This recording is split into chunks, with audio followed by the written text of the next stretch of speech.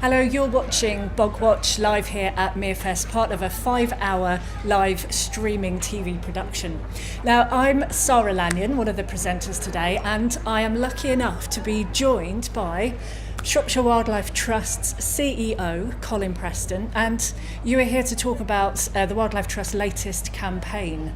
Could you tell me a little bit more about it? That's right, scrapyards. Yes, a bit of a strange one for us really at first sight, but the Shropshire Wildlife Trust is for the first time ever going to buy a scrapyard in North Shropshire, and it's something we've been probably planning for over 20 odd years now I think about it, but we are now, as of about a month ago, the proud owner of certainly 4 acres, 100,000 tyres, and another actually 100 odd acres around it as well of really great pristine bogland and wetlands.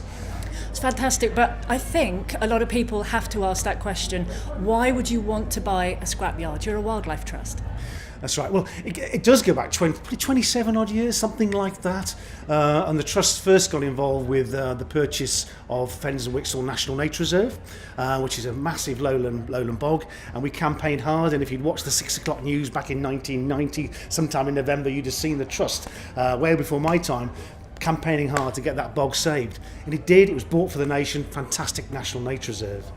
But there was one bit in the middle that was left unbought, and that was the scrapyard, another 100 odd acres around it. And we've been working hard, tenaciously, for about 20 plus years to get that sorted. And we had the opportunity, it came on the market, and it's taken us 3 years from it coming on the market to actually secure the purchase. And in some ways now the hard work starts. We have to clean it up. So what do you do with it now? I mean, are you going to try and revert that back to the peatland, like the surrounding areas of the bogs and things? Most of it, yes. But I mean, we've got to be realistic. There'll be a hardcore, literally hardcore actually, of concrete and lots of quite highly pollutant material, asbestos, hydrocarbons. The scrapyard was cars, and stuff comes out of cars that's not nice. And there's 50 years of waste that's all seeped into the bog. The one good thing about peat, it's brilliant. It's like its own sort of own sponge at holding rubbish. So what we will do is we will very carefully compress the poison material, if you like, into the peat and cover it and cap it all over. We have done a lot of science to make sure that's the right way to do it though.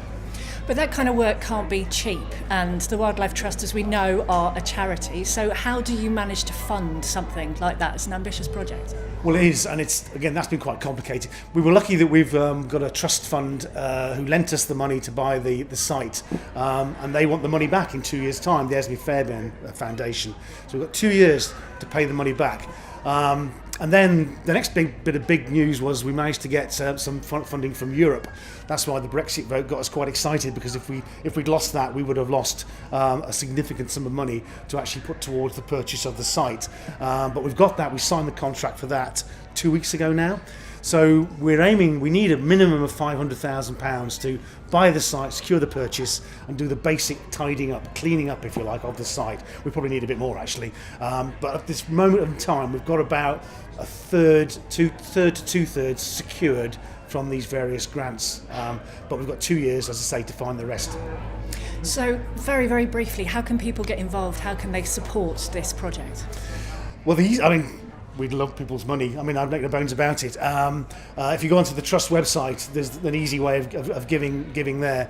And maybe in the next month or so, well, not maybe, we will in the next month or so, have a more formal, highly publicised appeal, which I hope people can join in on. Not just with money, but I mean, if anyone has a use for 100,000 tyres, come and see me, because it's a costly business to get rid of 100,000 tyres. We're quoted at the moment £1 a tyre. So if you want to grow broad beans or whatever, runner beans in your garden with a tyre, come and take one. So maybe there's a practical way of helping as well as giving us the money. Brilliant. Well, thank you very much for joining us here today. Very best of luck with your project, and thank you very much. Thank you very much. Thank you.